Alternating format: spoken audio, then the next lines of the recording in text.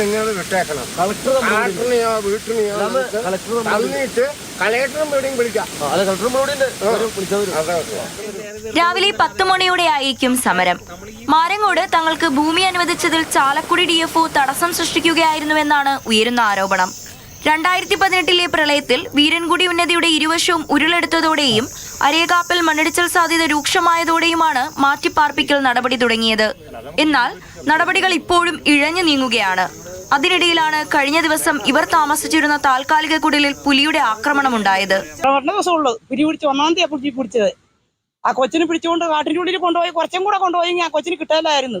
ഭയങ്കര അവസ്ഥയിലായിരിക്കുന്നു. ഞങ്ങൾക്ക് വെള്ളം കിടക്കാനും ഭയങ്കര പേടിയാ, വിറകിടക്കാനും പേടിയാ. അത് കാരണം കൊണ്ട് ഞങ്ങൾ ചെട്ട് വെച്ച് മാരാങ്കോട് കല്ലിട്ട് സർവ് ചെയ്ത സ്ഥലത്തിലേക്ക് പോകുമായിരിക്കുക. ഞങ്ങൾ എന്ത് ചെയ്താലും കുഴപ്പമില്ല. ഞങ്ങൾ കൊന്നാലും പോലും ഇനി ഇത് നടക്കാൻ പോകുക. പത്തടി പാലത്തിലിട്ടു പെൻഷൻ, അതുപോലെ തന്നെ കപ്പായത്തിട്ടു. അത് ഒരു പെൻഷൻ ഇപ്പം കാണാനില്ല. ആരോ ഒരു ചവിട്ടി ആ പെൻഷൻ അങ്ങോട്ട് പോകുന്നുണ്ട്.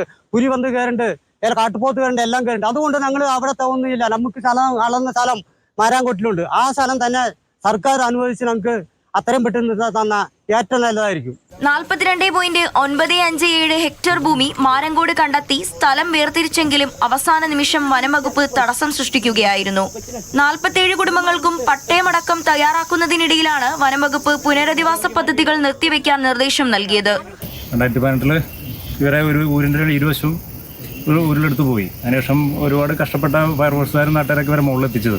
സംസ്ഥാന ഗവൺമെൻറ് ഇവരെ സ്ഥലം അവർക്ക് പകരം കൊടുക്കാന്നുള്ള അളന്ന് അതിർത്തി തിരിച്ചിട്ടിരിക്കുകയാണ്. പക്ഷെ ഇപ്പോൾ ഫോറസ്റ്റിയുടെ ഭാഗത്തു നിന്നുള്ള ചെറിയ എന്തോ തടസ്സം കാരണം അത് നീക്കോക്കിലാണ് കിടക്കുക. DFO ഓഫീസിന് മുമ്പിൽ സമരം.